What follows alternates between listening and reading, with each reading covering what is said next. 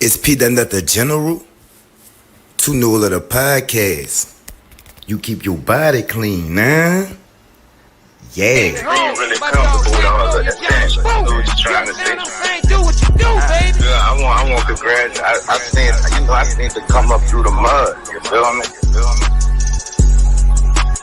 Real. Yeah. I'm saying, like I said, I used to be top. I'm one of the ones. When that nigga said he had a phone, his whole juice. Man, I'm looking at the screen like preach. Cause I was on the phone with him. You feel me? So you know what I'm saying? I'm just saying that you getting up there and you keeping it all the way phone. What them little niggas be saying? He ain't cloud chase, he ain't capping, he ain't doing none of that. Like, he ain't trying to make himself look. You know, he letting his legacy speak. I like that shit. Like, let your legacy.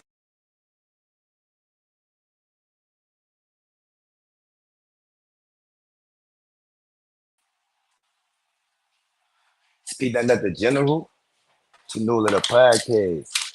You keep your body clean, nah? Yeah. Y'all know I'm too. Let me get my shit together. All right, boom. You heard me? We shouting, y'all. You heard me? So look, it's a little bit over. It's a little bit before 5:04. Y'all still know how it go. You heard me? It's the Two Nola podcast. The Pete and the General. I got something new for y'all to dig. And I'm saying you to come with the orders, you to come with the music thing. But we on the comedy type tip. You heard me? But it's my dude. It's his story. So I'm gonna let him tell it. So without no further ado, What's yo. happening? What's good, baby? What's I good with say, you, baby? I'm cool. And you want to get right into the interview, or you want to shout your people out first? You heard me? Man, for sure, man. You know what I'm saying? I want to shout out my homeboy, Kev the comedian, man. You know, he got some big things going on. My man he about to be in the Jimmy Kimmel Club in Vegas. He hot right now, turning up. I got my dude Bugs and Larod Evans, man. They out of Evansville, Indiana. They working on some movie type stuff right now, man. They got a producer right now, Ricard Tyson. They also got another female that they work with, man. We got a movie right now. Miss Boss Lady, Brittany Sherrill, man. She helping them out. Ricard Tyson got a movie right now on Prime. It's called Full Custody. Go check that out. My man Bob Digger, Wendy Gray, they all out of Evansville, man. So big salute to them. You know what I'm saying? That's just my comedy family that I'm dealing with, man. You know, let's turn up, man. Yeah, I'm ready to get this interview started with you, baby. Hey, again, man, you know, I appreciate you having me on, big dog.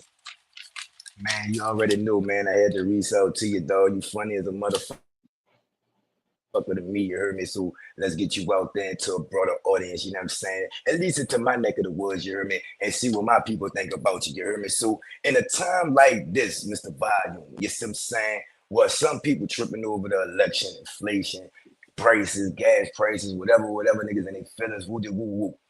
How important is it to you, to as a comedian and as just a person, you heard me, to keep a smile on people's faces, you heard me, in a time like this, you heard me? Um, Man, to be honest with you, bro, it was pretty intense, man. You know, right now we in a time of transition, and once again, you know, we coming from one thing that we felt devastated us into a new predicament where we don't know if the devastation is to come. But you know, I can tell you this, man, to keep laughing and pushing through it, man. I got this saying that I got for everybody, man. It's you know, tell yourself every day, I'm 100, I'm good, I'm gonna make it, man. That's something that I live by. You know, right now we shouldn't even be focused on what the next man doing. You got to focus on yourself, man. I got another saying that is, you know, focus on you until the focus is on you. You know, definitely Mm. something that we got to just push through it, man. It's time for unity. It's time for us to come together as a people. Stop stepping on each other to get ahead, man. If we was to just come together as a whole unit and show people, you know, this is what we could do as a black community, we wouldn't have no issues, man. Quit trying to run up each other. You know what I'm talking about? Man, I already knew, though. And it's it's good to have like-minded people on the show, feeling some of the same ways and about the same ways about the same things. So I appreciate that. You know what I'm saying? So is it difficult to do though, to keep a smile on people's faces nowadays? You know what I'm saying? People would say that they don't have much to smile about. People would say that they don't have much to laugh about. Is it difficult to keep smiles on these people's faces these days? You know what I mean? Um, to be honest with you, man, for me, I was always told growing up that I had something called gift of gab, man. And when I speak to people and I talk to people, you know, it's like my mom always told me. She said, "I find it amazing how you could talk to people for 5 minutes, and it seems like they could tell you their whole life." It's not hard for me, man, but some it is. And for those who believe that they don't have anything to smile about or be happy about, man, every day you wake up and open your eyes and breathe, that should be something to be happy and joyous about. You know what I'm saying? And that's definitely not to try to get religion on anybody. You know what I'm saying? I practice in facts.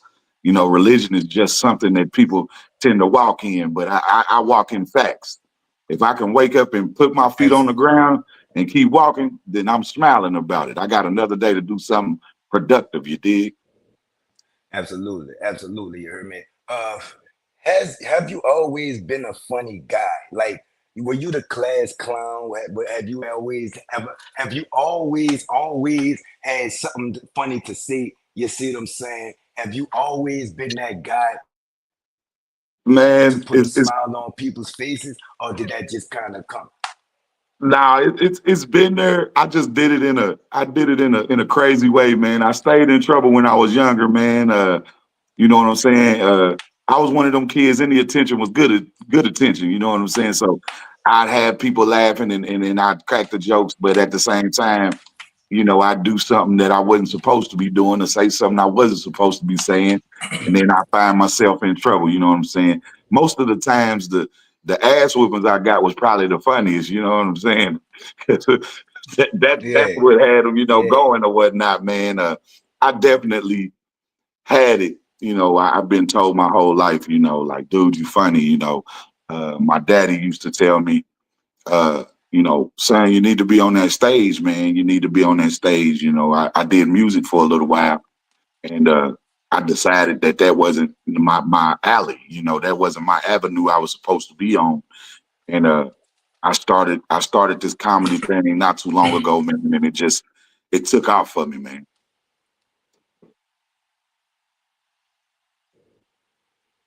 So what it was what let's take it back a minute, right? You said you started with the music, right? What was it about the music that influenced you to start the music? And what was it about the music that ultimately said the music ain't for me? You hear me?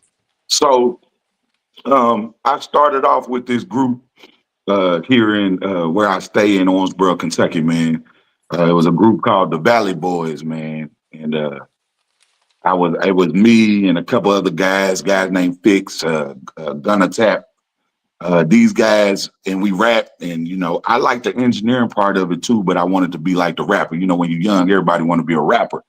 So you know, you fast forward. You Absolutely. know, I'm old enough to take off out on my own, man. I moved to Georgia. I moved to Atlanta, Georgia, when I was about 18 years old, man, and I went to school down there for music engineering. And one of my biggest my teacher was a salute to Gerald Geo Hall. He was one of my instructors, and he was the thing, man. He taught us what we needed to know. I got to venture out, man, but what I did start to see being out and about in that industry, man, was it's not what it's cracked up to be. You know, it's hit and miss, and it's a lot of things that some of those artists and some of those comedians talk about. They ain't lying. You'll see some crazy things that make you feel like your soul is at risk, and that's not what I was gonna do. I'm not that. Hey, you guys, I need you to do this. Come into this room over here for me. I'm not that guy. So that was just something that I didn't want to do. You got me We fucked living in up. You yeah, got me fucked up. yeah, Yeah, yeah, absolutely. Absolutely. You got me fucked all the up. way. All the way, baby. All the way. Yeah, Yeah, I ain't going in that room, bro. You might as well you chuck that one up as a loss, nigga. My talent gonna it's go like that elsewhere. though. Yeah, man. So I pretty much decided, Heavy. So, Ben, go ahead. go ahead, brother. My bad. No, Uh, I pretty much Ben, you say you from? I had pretty much decided that, that wasn't my avenue, my path. And, I decided to do something a little different, you know what I'm saying? So that's where I ended up, just kind of taking the back seat with the music and just kind of becoming a family man for a while. Absolutely. Absolutely. You heard me? Being from Kentucky, you know what I'm saying? You know, we from the deep, deep, dirty South. You know what I'm saying? Yep, So yep, right down yep. here. So let us meet us from New Orleans and the surrounding areas. You heard me, Mr. Volume. Won't you give us a little rundown on how is it coming up in Kentucky? You understand me? Is it violent? Is it country? Y'all living like that? The niggas be tripping on the tractors and all that. You know what I'm saying? How is it coming up in Kentucky? You heard me? And kind of take us on a brief, or if you want, how you got into the comedy. You see what I'm saying? But first, take us through your childhood and give us a paint a picture of for us of coming up in Kentucky. Cause I ain't gonna lie, no disrespect. I only see you laughing already. You already know, y'all. I only think of like farms and you know what I'm saying, and ain't no disrespect at all. You see what I'm saying? Shout out to Right, Kentucky. You see what I'm saying? But right. fill us in. You hear me? All right. So I can tell you right now, Mm-hmm. just to give you a little insight, I'm not born in Kentucky. So I was born in Flint, Michigan. That's where I'm from. I was born in Flint, Michigan. Uh, Oh, okay, okay. Owensboro. Oh yeah, y'all Oh, living like that. yeah, Hmm. yeah, yeah. Okay, so Owensboro, Kentucky is my mother's hometown, man. She moved us here probably when I was probably around 10 years old, man. My mom moved us back to her hometown. Of course, anybody that know anything about Flint, the water bad and the crime rate high. You know what I'm saying? So my mom wanted to get us out of there at a young age. Um, when we got here, it was kind of, we was considered what they called city slickers. You know what I'm saying? That's what they called the city slickers. Ah, And we thought we was all that because we was from Michigan or whatnot. We was from the big city, you did, and I pretty much you on there, boss. You on there, boss? I don't know if I lost you, but my my mom moved us here, man, and once we got here, I experienced a little bit of different, how everything was and stuff. We still good, Peanut.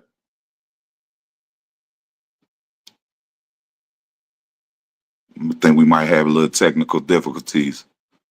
I'm gonna hold off before I continue.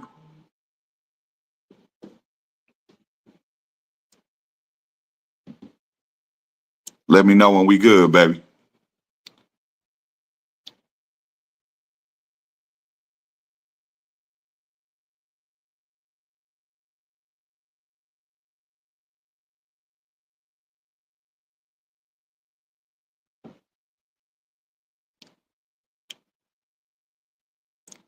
You let me know when we good.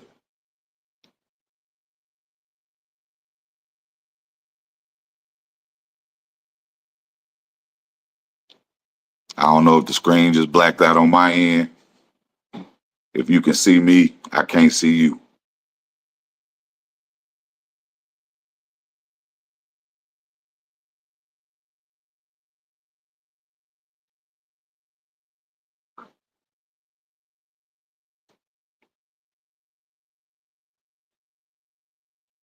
Yeah, Chris, I see you. Big ups. I appreciate it, boss. Um, the comedy, the engineering and everything, man, it just I was able to get material from it, man. Yeah, I was able to get material from it, big dog. All right, love, Yana. Um, I was given the insight on my background and how I got here to Kentucky.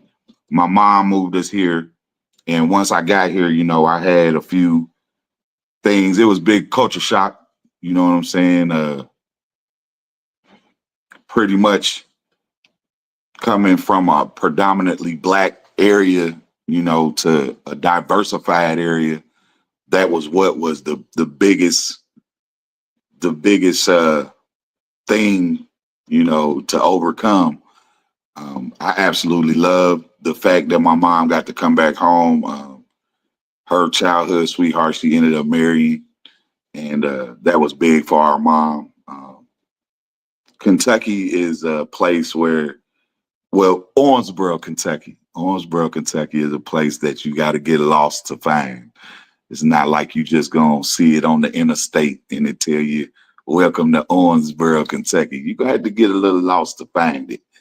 Um, we definitely. I got your Can back, you hear big me? dog. Yeah, I got your back now. Yeah, I got your back, baby. Yes, sir. Yes, Can you sir. hear me? Yeah, I can hear you. I can hear you. Can you hear me now? Yes, All sir. right, Yes, baby sir. boy. Look, it's all gravy, baby. I appreciate that, though. But you be on stage all the time, you hear me? So I know you know how to do what you Right, do when you right. do it, you hear Hey, me? I seen the Uh, people. The people was telling me, "Hey, keep on going." So I was like, "Hey, if he yeah, gonna hop yeah, back in with me, I'm gonna keep it going, then, you baby." hear me? But yeah, man, I was giving them a little So insight. I'm in the background doing. When I first got to Kentucky, you know what I'm saying? It was some funny things that happened to me, man. When I first got here, I met a little white girl. She was probably a little bit older than me. Like I said, I'm about 10. She was about 16. Had to be about 16, man. And she walked up to me real Oh, aggressive really? with a country voice. She said, she heard me talk. She said, "Where you from?" I was like, "Oh shit." She was real aggressive with me. And she said, I said, "I'm from Michigan." I said, "I'm from Michigan." She said, "Oh, well, what y'all chicken taste like?" And I just, in my mind as a 10-year-old, I was like, is she being racist right now? Is she, I'm trying to figure out what's going on. And I said, "Well, our chicken tastes like y'all chicken." And she said, "Well, Yeah. ain't no way y'all chicken could taste like ours." And I said, "What you mean?" She said, "Well, we got Kentucky fried chicken. Ain't no way it tastes like Michigan fried chicken." Man, that shit had me goddamn dying, boy. Had me dying, boy. But but that's how you know some people ain't never Yeah, been out their box. You know what I'm saying? Some people don't know that there's other places that exist, absolutely. man.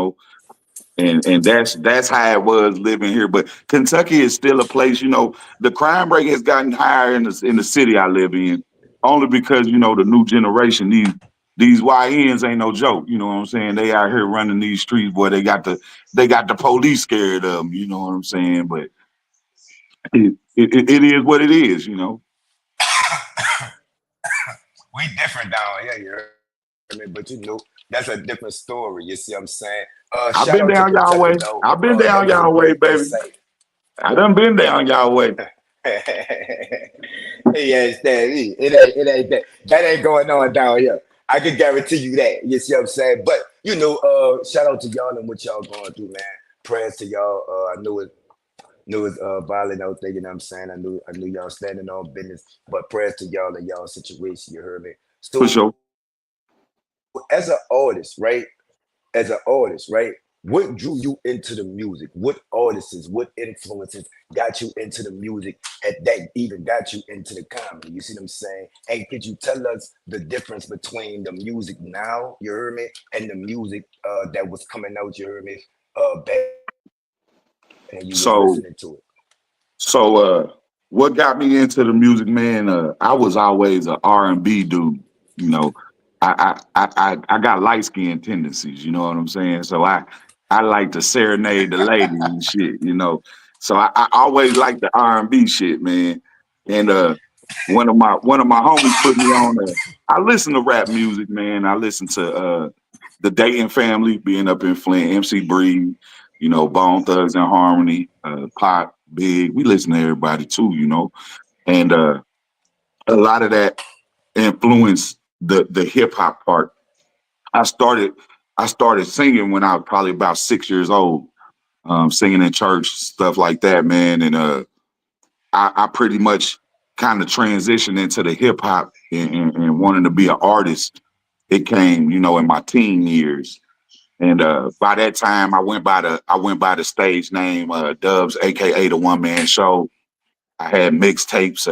Me and my cuz, we had a mixtape called Show No Love. We was pushing it just like any local artist would, trying to make it famous. Trying to be big.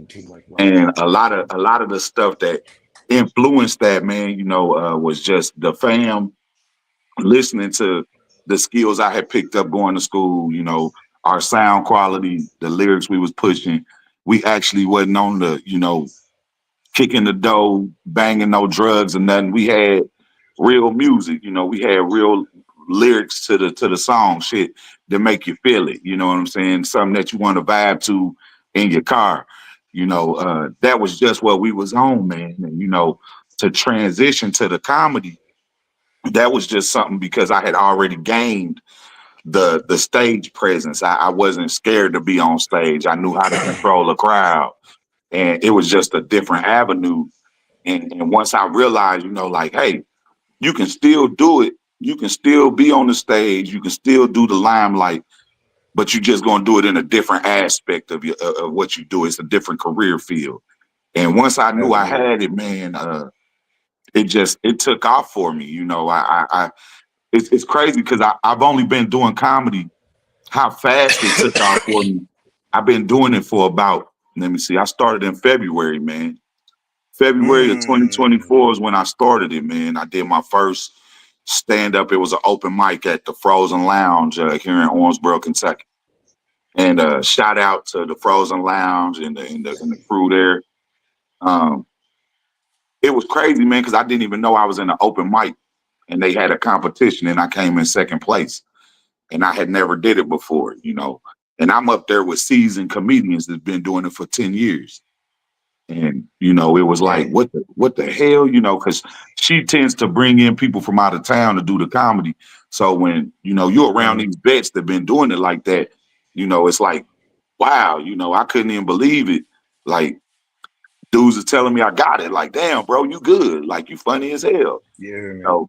So when Yeah. you're able to hear something like that and that positive that you get back from it, I could have either said, well, man, I had my fun and that was it. But I felt like I had way too much fun. I enjoyed it a whole lot more than probably what the average person would have. So after I did that show, I was like, let me see if I could do another show. And then it Uh, was let me see if I could do another show. And it just kept uh, going, man. come on. Come on.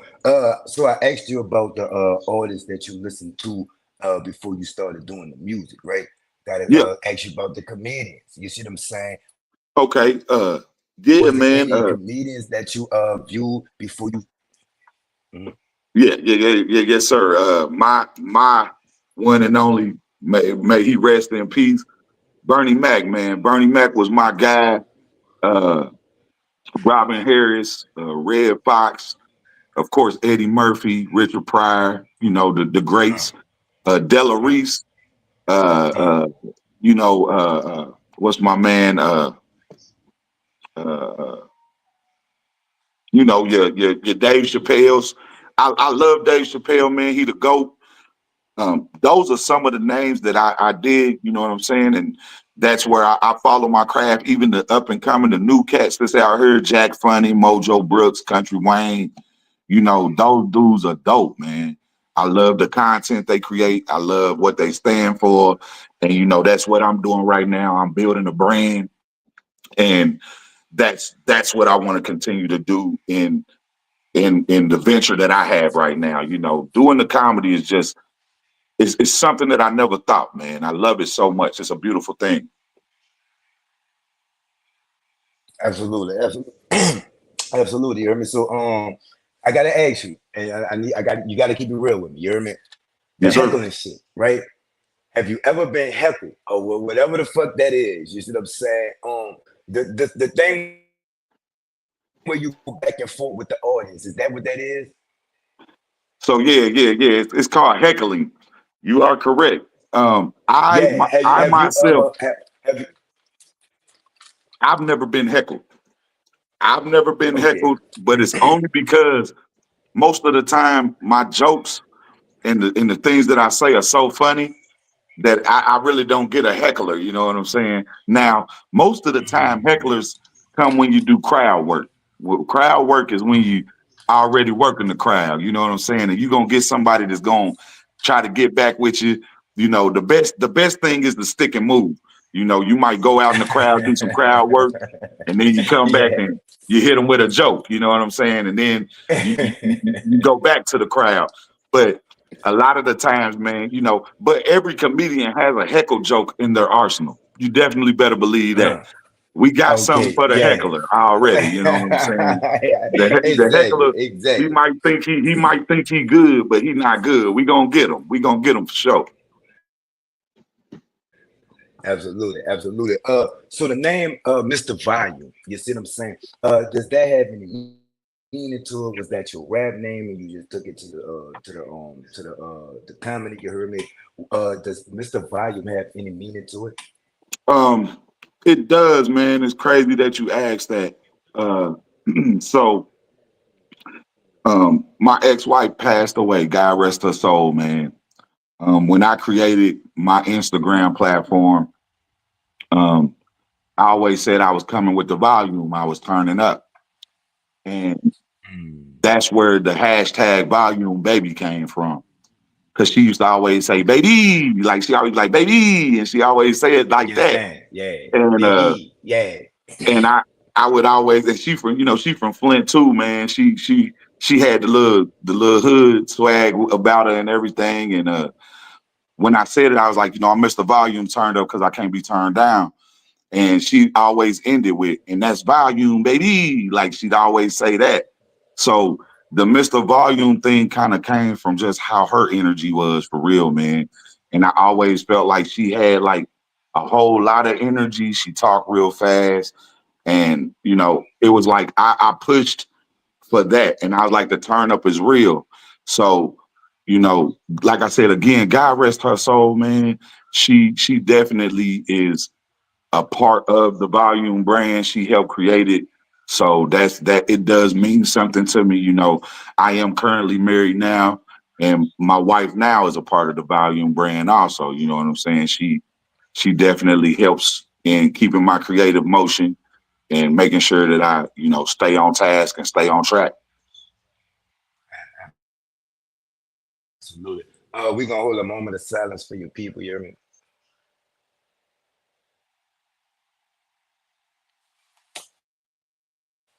All right. It's a lot Yes, of sir. OGs, right, in the game. Some new comedians, some old comedians. You mentioned a lot of them. You heard me. What are you bringing to the table different than we previously being served on our plate as far as the comedy? You heard me, Mr. Volume? Um, Man, I go off of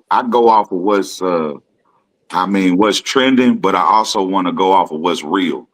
Um, I'm just not a comedian, man. I want to give motivation, light. I want to bring a positive aspect to things, especially with how we got the industry going in shambles right now. You know what I'm saying? What I bring to the table is just a realistic me. I want to bring me, the character. The Mr. Volume is a persona, but I'm still that guy. You know what I'm saying? I'm gonna be turned up no matter what. That's what I do. When the mic hit my hand, the only way I'm turning down is if the power go off. And even when the power go off, I'm still gonna be turned up. That's what I'm bringing. I'm bringing the volume. I'm bringing that hype. That's what we need. And when you ask me about people smiling and being happy, that's the energy that I want to bring, man. And that's what I'm bringing to the forefront of comedy for myself and for the people. I want them to know that no matter what you're going through in your day, man, come laugh, crack it up, take yourself back home, enjoy your night, rub on your lady booty, rub on your man, do what you got to do. But we gonna wake up and do it all over again and turn up all over again, baby. Facts, facts. You hear me? What are some comedians that you have worked with or are working with, and what can we be checking for from you guys in the near future? You hear me? Right now, man, I'm working with Kev the comedian, man. Like I said, he's gonna be in Vegas at the Jimmy Kimmel Comedy Club. We got some things in the works. Um, I've been doing some sketches. I've been doing some sketches with Fook Mop. He's actually a white guy. His name's Brandon Hurley. He speaks Vietnamese. He has a lot of check him out. Fook Mop. It's PHUCMAP. He's on Instagram. I just did a sketch with him. Irregular Strength is somebody I'm about to be working with. Julius Maddox. He got the world's Guinness Book World Record bench press record right now. Strongest man in the U.S. right now. So I'm gonna be working with him, man. I got a lot of different things. A lot of people aren't really, like I said, because the music being in shambles, that scene ain't really where people want to be, man. And they moving to comedy, and everybody trying to work with, up and coming or artists that's already out there. You know what I'm saying? And It's uh, popping. Yeah. one of my guys right now that I love what he does. He actually from my home state. That's Jack Funny. You know what I'm saying? Jack Funny, that dude, man. I love his content. The brother got skills, and I definitely would love to work with him one day. Get out there, but I've worked with some guys, Big Funny, Dwayne Hicks out of Cincinnati. That's a big comedian. Carlos Godfrey, your favorite play cousin. I've worked with a few guys, got to do a little bit with them, meet and greets. Uh, Mike Drew, I got a show coming up here on the 16th down in Atlanta, 147 block. Mitch and Dot, those dudes definitely, they got some things going in Atlanta. So the comedy scene was popping right now, bro. And we trying to get to it. We trying to bring laughter to the nation. And it's like that, and we appreciate it, though, because in times like these, though, we sure do need to smile, though, and we sure do need to laugh. So Yes, we sir. Yes, appreciate you sir. and the guys, you heard me, and everybody in y'all feel, you heard me. So speaking of the entertainment, you understand me? Is comedy the only area of entertainment that you and the fellas are interested in? Do y'all have y'all hands in other things such as movies or your own little skits or comedy?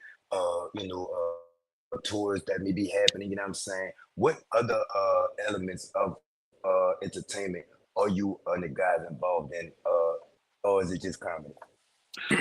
Right now, I just got as far as I know, we still waiting for the budget. We got a horror movie that we working on. Me and Larry Evans, Bugs, Tommy Bugs. We got some stuff that we trying to work on, man. Right now, you don't put too much of your stuff out there. You don't never let your left hand know what your right hand doing. You know what I'm saying? Vice versa. We just I fuck we with that. keep everything under wraps until you're ready to present it to the world. But we got a lot coming to sketches, more skits. A lot of things that people are about to see. Just like I said, to give people everyday laughter. Like I said before, man, it don't matter where you at. You just got to continue to tell yourself, I'm 100, I'm good, I'm gonna make it, because just having that type of stuff in your life, just being able to laugh wherever you are. It's kind of like the same thing when people tell you, wherever you are, is where you are. You gotta accept where that is, but you still got a choice to change it. You know what I'm saying? You got a choice to move in, do something different. Don't stay stagnant. Keep on pushing forward. So that's what we got, man. We got a whole lot of stuff going on that we just, we kind of keeping it leveled right now, not presenting nothing to nobody just yet, because we want to make sure we foundated in what we doing. Faith, and I respect it. I respect it. You hear me? I interview a lot of artists, right? And I ask them, what's their style of rap? Was it hip hop, rap, gangster rap, things like that, right? But you're a comedian, right? So I gotta ask you, but I gotta flip it up. Like, you see what I'm saying? Do you have a certain comedic style? You see what I'm saying? And what does your motivation behind your comedy come from? You hear me? Man, I do. I tried crowd work for the first time, man, and I realized that I could do it. My comedic style is giving you life experiences. What I do is I take real life experiences and I make them funny. Most of the things Mm, that you hear, like when I referred to when you see me talking about my wife with the bonnet on, you know, that was something that happened in real life. You know what I'm saying? Like that was something, and it was punch. You know, I had hell to pay after I did that because he didn't even know that I was doing that joke. You know what I'm saying? Look, hey, look, that was the next question. You heard me? Have you ever done a joke or told a story about a friend or family member and they came back at you like why you know what I'm saying? Woo, woo. You know what I'm saying? Has that ever happened to you?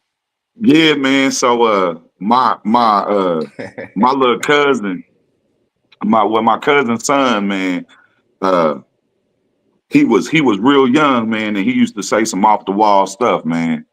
And he grown now, you know, he 21 now, and he caught wind that I was using him when he was little in my sets, and he came up to me. He said, "Hey, cuz, I heard you been using me in your comedy." I said, "Yeah, man, I've been using you." He was like, "Hey, man, when you gonna cut the check then?" I was like, "Golly, Smart young man, you hear me? yeah." Smart young man. Hell yeah. So we all know comedy is about laughing. We all know comedy is about making people laugh, putting people in a good mood, right? But was there any dark times in the comedy? Have you ever felt like giving up? Have you ever gave up? You know what I'm saying? Have you ever needed motivation from other places to do the comedy? You see what I'm saying? Or has it all just been hit the ground running? um, It's a little bit of both, man. I've had instances since I started. You know, a lot of people told me that you know, wherever you are, you got to know how to adapt to the situation. You know, I've had crowds of, you know, 200, 300 people, and I've had crowds of 15, 20 people. And at at some point, you know, when I had those crowds of, you know, 10, 15, 20 people, and then it happens again, and then it happens again, you know, it's a killer. It's a dream killer because you like, man, are you not funny? But then I had a comedian tell me straight up, man, Carlos Godfrey, man. Uh, he said, bro, he said it's not you. He said when somebody bring you to a venue and they the ones supposed to promote the shows and they the ones supposed to bring you to show out. He said, don't ever be down on yourself, brother. He said, you come in, you shoot and talk your shit, and then you be on your way. He said, because that's not your fault. That's their fault. So yeah, sometimes it happen like that. So let me ask you this, you hear me? Just like the OG gave you some game, right? If there any aspiring comedians or comedians that just jumped in the game, right? What's the biggest piece of advice that you could give them off of what you know from this comedic game? You hear me? For sure, man. Definitely study your craft. Study your craft. Don't ever limit yourself. Just because you do black comedy clubs or you do white comedy clubs, my comedy is for diversified. It's for everybody. I have jokes that pertain to. See, I'm a guy. I don't pull any punches. Everybody is a victim dealing with me when it comes to this comedy game. I'm going. If you want to go toe to toe with me, then we gonna go toe to toe, baby. You know, that's just what it is. You know. So anybody You hear me? stepping anybody stepping fresh in the game needs to understand that once you study and perfect your craft, because you ain't never gonna perfect it. I mean, Dave Chappelle is a guy that every single day he finds a new way to incorporate or tell a joke or deliver it in a different way, man. You know, people think social media kill you out because, you know, people steal your jokes. I said, but you know what? I just talked to one of my buddies, my barber, man. He tell me, he said, you can have seven pair of clippers sitting there. He said, but the person picking the clippers up is the one that got to do the surgery. He said, if they ain't able to do it like you do it, then they ain't able to do it like you do it. They gonna do it the way they do it. So don't ever compare yourself to nobody else. Keep on pushing through it and making sure that you perfect your craft in such a way that can't nobody stand with you. Can't nobody hold a candle to you. That's how you do that. Let me ask you something. You mentioned a couple of different people, whether it be family members or friends close to you, uh, during this interview, right? Won't you speak on your support system and how important your support system is to you, and also how important a support system is to any entertainer? Period. Um, so my family, my mother, definitely big ups to my Dukes, man. She holds it down. She makes sure that I stay founded and walking the path and staying on the straight and narrow. That's the woman that gave birth to me, strong black woman. Much respect until until the world ends. My wife, uh, having a woman, if you're in a relationship that is willing to support what you do, is definitely something that you have to have. I tell anybody, if you're in a relationship and your significant other doesn't support you in what you're doing, it's not to say that that's not the person for you. It's just don't include them in what you have going on. You know, because they can be a dream killer. You got to stay founded around positive people. My daughters, uh, they definitely keep me going, man. When I leave this earth, I want to make sure that I leave them with a legacy that they could be proud of, that they can pretty much, tell my grandbabies, like, your granddaddy was this dude. He was a funny man. Like, I want that generational legacy, generational wealth. That's what I want. My support system consists of my family, man. My father, uh, down my people in Georgia, my cousins, my aunties, my grandmothers, they all support me in what I do, man. It was a big transition for them because I've done a lot of things, and this is one of those things where it took off, and the fruits of my labor are showing. What I'm doing is showing. They're seeing that I'm progressing. It's just not talk anymore. The vision board is starting to be realized. And also just making sure that you stay founded with your Lord and Savior, or whoever or whatever deity you pray to or whatever.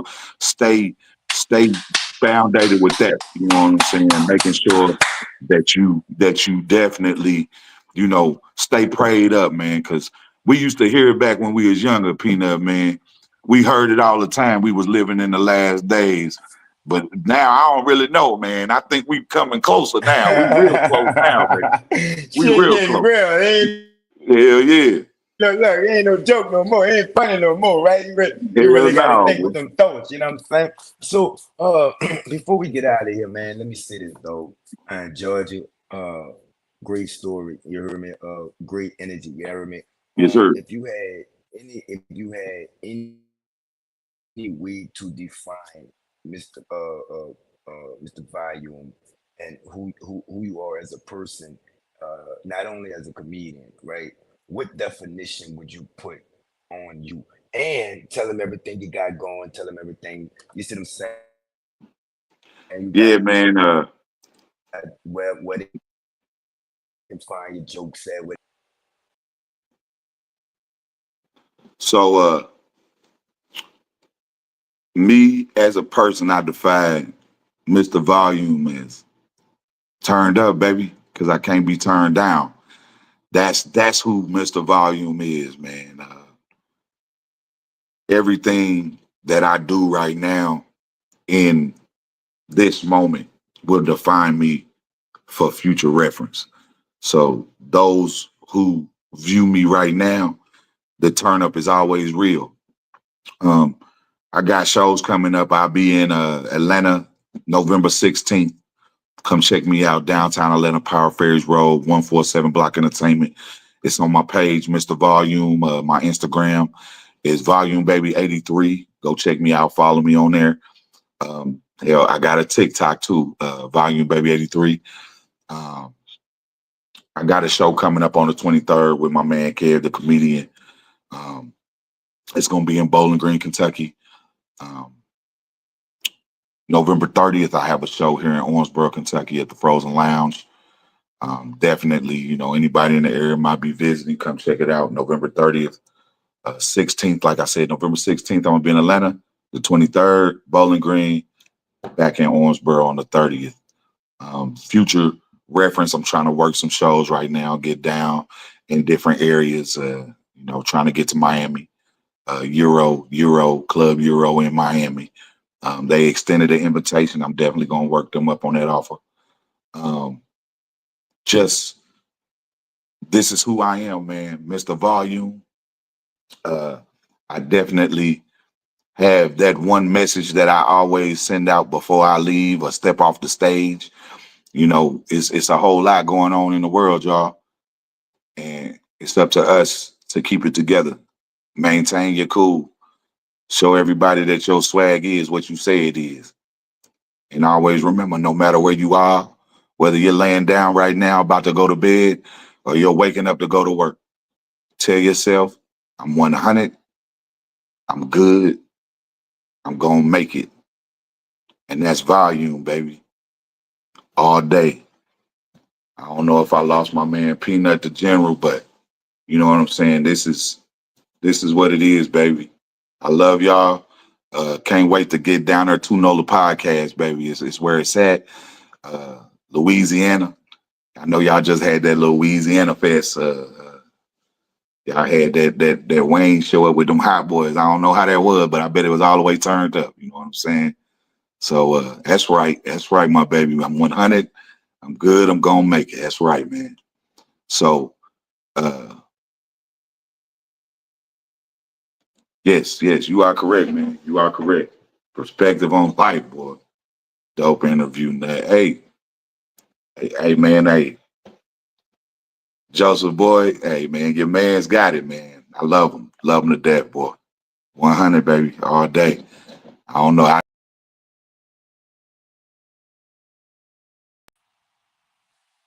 Y'all already know what it is.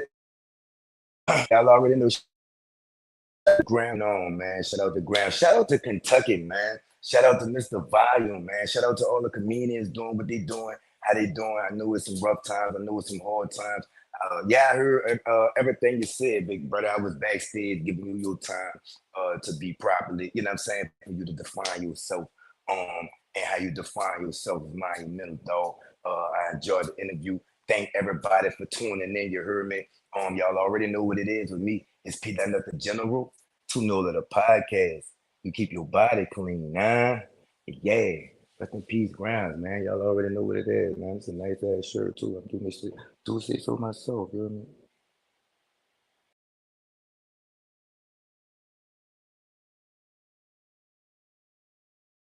It's P. The General. To know that a podcast, you keep your body clean, nah? Yeah. Really comfortable with all of that thing. What you trying to say? Do what you do, baby. Yeah, I want congrats. I seen to come up through the mud. You feel me? Real. Yeah. I'm saying, like I said, I used to be top. I'm one of the ones. When that nigga said he had a phone, his whole joke. Man, I'm looking at the screen like preach. Cause I was on the phone with him. You feel me? So you know what I'm saying? I'm just saying that he getting up there and keeping it all the way phone. What them little niggas be saying? He ain't cloud chase, he ain't capping, he ain't doing none of that. Like, he ain't trying to make himself look. You know, he letting his legacy speak. I like that shit. Like, let your legacy